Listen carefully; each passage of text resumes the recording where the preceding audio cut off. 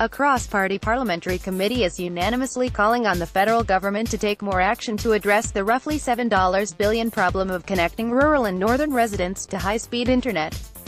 In a report published Tuesday, the committee urged Ottawa to introduce regulatory and funding changes to help smaller telecom operators provide last-mile internet solutions in rural communities. Suggested changes such as making it easier for small players to access spectrum minus the airwaves that carry telecommunications signals minus and simplifying the process to apply for funding.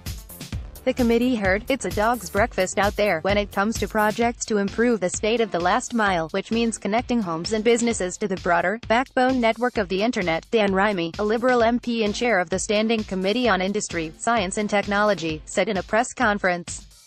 Story continues below advertisement. You'll have everything from interesting co-ops and municipalities that are partnering with exciting opportunities and some innovation that's taking place, but there still is no real pattern that you can find out there. The report recommended that the Department of Innovation, Science and Economic Development develop a comprehensive rural broadband strategy that would work with all levels of government across the country and key players, such as internet providers, First Nations communities and non-profit groups. The Canadian Radio, Television and Telecommunications Commission has ruled that high-speed internet is a basic telecom service that should be available to everyone.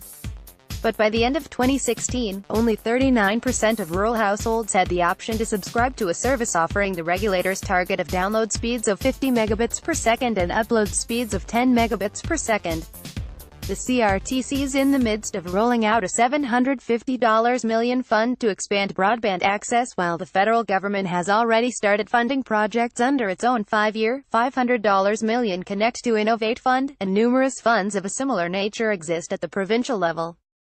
But the Standing Committee's report notes that one CRTC estimate suggested it could cost about $5 billion to connect rural Canada and a further $2 billion for the North.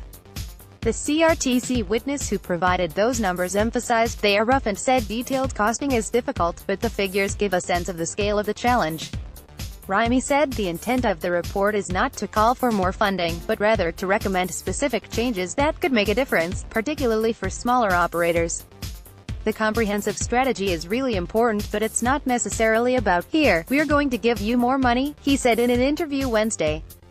Story continues below advertisement. One of the things we heard was the larger telecom players might say, "Well, it's not necessarily profitable to go into a small town, but when you're looking at a small provider, the conditions could be right for that small provider to be profitable."